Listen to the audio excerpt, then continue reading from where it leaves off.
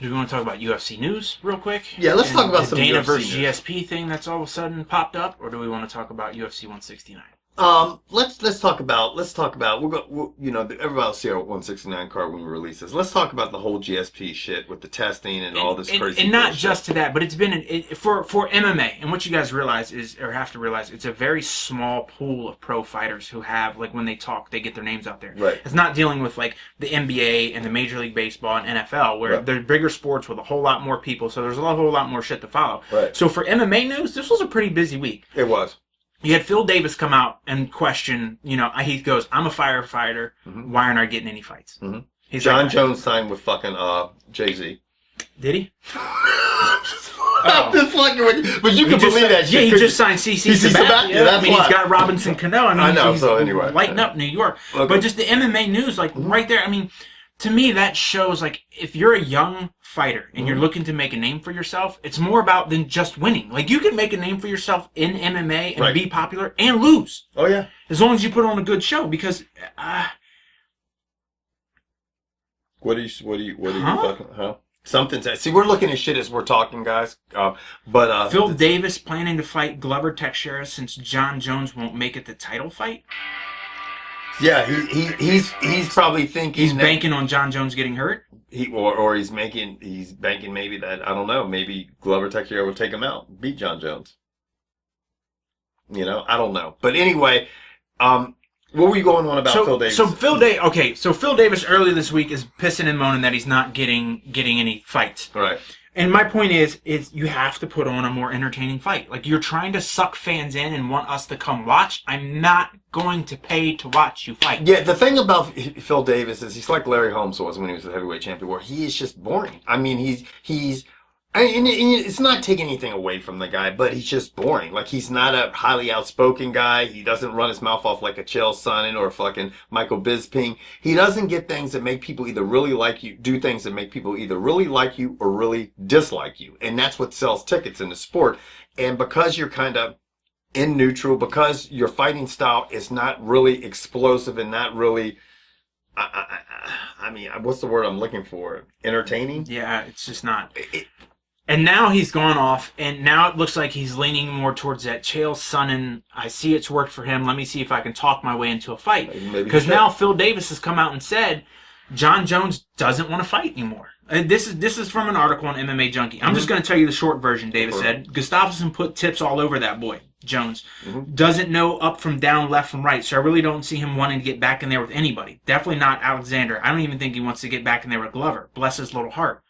So here's a guy who goes from, I'm not on the map, no one's talking about me, no one wants to book me, to, I'm going straight to the top and talking cash shit. Yeah. You will get fucked up versus John Jones. Yeah. You will get wrecked versus Glover. Yeah. But you might as well pull that Chael and try to get yourself that payday. But you know what's funny? In a fucked up way, he's the one person to beat Alexander Gustafsson. His styles make fight. That length and stuff might cause John Jones a problem. You don't know. As born as a fighter as Phil Davis is, and he's had problems putting people away, he might be the person that can beat John Jones on points. Who knows? Right. But you got to do something, and probably the best thing he's doing right now, George, is running off with the fucking mouth. You might as well, because you've seen people get rewarded. Mm-hmm. You've seen how the boss rewards people for popping off at the mouth, because what it does is it sucks people in. Yeah. It gets people interested. Mm-hmm. It gets people looking on the internet. It gets people looking at your YouTube How videos. do you think George and I have so many people writing nasty comments all the time? Fuck you guys. But anyway. But you understand, let me rephrase that. Some of you get why we do what we do. Mm-hmm. Some of you don't. No, some of you don't. So you just say stupid shit. You put all the nasty shit right there below about me, because I give no damns. Now, on to GSP, the prodigal son, the UFC golden boy for so long. He wanted nothing to do with the UFC after that fight. Basically, I don't know, I can't fight, I'd have to walk away, I have too much going on. I'm going dog sledding. Here's my belt. Right. 6 weeks later, now you got everything to say in the world. And now all of a sudden it's about the drug testing, which... I believe you 100%, but I still don't believe you were a clean fighter. In my heart of heart, I don't believe he was a clean fighter. I think, that's a great cover-up for whatever's really bothering GSP, in my opinion. GSP is a champion. He's a great fighter. Possibly one of the best, if not the best at 170. Mad respect to the guy, because he's an awesome fucking MMA athlete. Period. But the bottom line is that I really feel like he felt like deep down he knew he got his ass whipped that night. Now, you guys can score it up any way you fucking want to, but and people be like, oh, some people bleed easier. I know that, motherfuckers. I know some people bleed a little bit easier than Ask other the people. Diaz brothers. Yeah, Diaz brothers. We know, some people get cut open and immediately start bleeding, but that wasn't a case of this. This was a case that just he got hammered.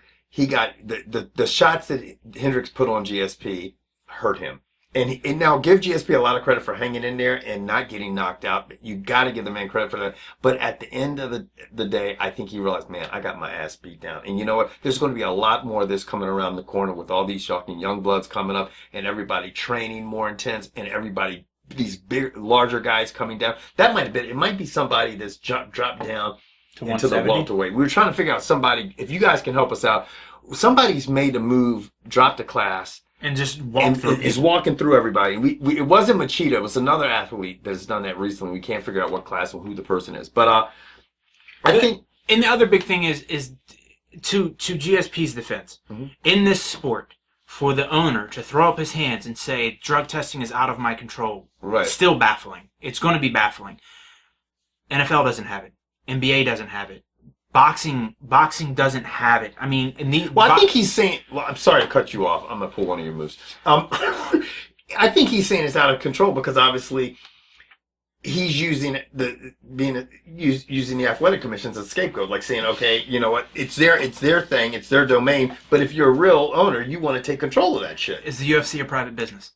Yes. So what do private businesses get to do? They get to do anything they want to. They have their own type of testing. They get to set their own rules. Right. That's basically what I'm getting at. So in other words, for you people out there who work in a private business, you know this better than the rest of us. If you walked into work and your boss said, now on every Tuesday we wear pink shirts. Mm-hmm. You come in next Tuesday, you don't have a pink shirt, you get written up. Mm-hmm. Next Tuesday, when you don't come in with your pink shirt, you get fired. Mm-hmm. That's loosely what I'm getting at. Like, right. Dana White has that kind of power. Right. Dana White can implement going, here's a test. If you test positive, there are no more TE ratios. There are no more exemptions. There are no more anything. If you test positive for any banned substance that's on this list, here's the list, you will be out of the fight. He has that power. He has that power, but his biggest fear is... he won't have a card left. Not that he won't have a card left. He'll have a card, but he'll have a card of a bunch of no-names. It'll be the usher versus the bus boy, and the winner gets to fight the bellhop. Yeah, because so many of his big-name athletes are are on exemptions and stuff like this. It'll be no different. It'll remind me of when the one year they tested the Mr. Olympia. And it almost destroyed the sport because everybody came to see freakish bodybuilders and they put this whole drug testing in because they're thinking, okay, we want to make the jump to the mainstream like the UFC is trying to do. And everybody looked not up to par and it killed them. Look at the WWE. Yeah. The WWE went from, well, this is why I tuned in. I want to watch the biggest, craziest guys fly around and beat the shit out of each other. And then they started dying. The older wrestlers started losing their minds and they were like, they're on steroids. So then Vince McMahon put in a stipulation and they started having drug testing for a little bit and you're like, I don't want to watch this anymore. Oh, it's no fucking Ultimate Warrior running around. I like the fucking Look at cycling. There was a rule in cycling. If the number one guy, or the guy who wins the race, if he tests positive for drugs, it goes to the next person who finished the race who has never tested positive for drugs. So that's like the 139th person. Well, give or take. In one of Lance's races, it would have gone to the guy who finished 26th. 26. Think about that for a second. That means the 25 top guys were all fucking jacked or either had previously been on drugs or tested positive for some type of performance-enhancing drug at one time or another during the course of their cycling career. And I know for a lot of you fans out there, you're a fan of this athlete. You don't want to believe they're on drugs. And I was the same way when I was a kid. I thought, I'm looking at these bodybuilding magazines, but yeah, they do that naturally. They do this, they do that. And it's literally getting to the point where you look at these sports and you're like, wow, it's a great feat. Is he clean? The next thing you ask, is he clean? Yeah. Is he on drugs? Because, I mean, your body, what athletes are putting their body through nowadays, it's just crazy. It's so demanding, any sport, that, you know your body needs to recover. And you're thinking, okay, your body cannot be recovering from this fucking amount of fucking just damage you're putting on it, anyway. And also, I mean, if this was just a broad drug thing, we could also talk about A-Rod. Mm-hmm. And me, honestly, Bud Selig has finally ended his witch hunt, and this is a guy who is judge, jury, executioner of a private company, and A-Rod's like, wow, you know what? You're kind of right. You can do and say whatever you want. They got an arbitrator to come in who looked, the old arbitrator in baseball quit. They bring a new one in. He looks at Ryan Braun and goes, oh, he gets off on a technicality. The arbitrator who ruled that as a technicality got fired. Right. So the next guy who comes in, Bud Selig, goes, look, this is your job. This is how you're going to do it. Mm-hmm. If you don't see it this way, that paycheck, you're going to get fired. Right. So is anyone else surprised that this arbitrator did not see this fairly? Mm-hmm. A-Rod has never tested positive. Right. This is no different than the Balked even though you against Barry Bonds. And this is the thing, George. That's the key thing. And a lot of people don't like A-Rod or whatever. And that's fine. But think about it in this country. Okay, everybody deserves a fucking fair fucking trial. That's how this whole system. And you know what? He did not fucking test positive. Okay, nope. That's where he's getting fucked over. He isn't. People say, "Well, he took shit. He did this. Did he? Did he? It's this guy's word against A-Rod's word. Who is now a paid employee of Major League Baseball, who is going to face charges of selling drugs to kids, high school kids in Florida. Now, whether A-Rod, do I believe A-Rod did shit? Oh yeah, so do I. But here's the thing. Where's this positive test? Yeah. And for all you Steelers fans out there who don't like A-Rod, oh yeah. You cannot. You think about even stand on one foot and argue this one because A-Rod goes and you put his case in front of a jury. He's not guilty. There's no proof because you have no proof. The guy's passed every fucking test. Believe me, if you have all those jurors, you're not going to be able to prove beyond a reasonable doubt. And the one witness you have, the guy who supposedly injected him with a needle, fucking crook, a criminal, and they're going to drudge it. Now, did he inject him with a needle? Probably. Did he set up this, by USDA has sat there and said, the doping agency, that's one of the most thorough, complicated, well put together drug programs we've ever seen. And you know what? He's not a doctor. He's not a PhD. He's none of that. He's a backyard chemist, just like my man out at Balco. My man at Balco went to jail. Yeah. Barry Bonds. Victor Conti was gone. How long was Barry Bonds suspended for? 0 games. Right. Did O.J. Simpson get off?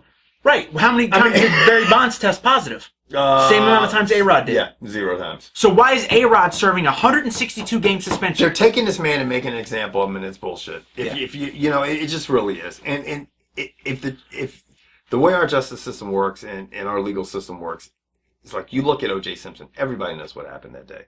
You know what I mean? But the bottom line is this man lost his fucking cool, fucking shanked up a bunch of people, and fucking walked because he had an attorney that could make some people think, all it takes is one. Well, I don't know. One iota of doubt. Yeah. And I know with A-Rod's situation, it would be George and I could be his attorneys and be in front of a jury and show them reasonable doubt. So anyway, guys, let's move on to the next fucking card, which is going to be Burrell versus Faber 2, UFC 169. So I'm going to take off.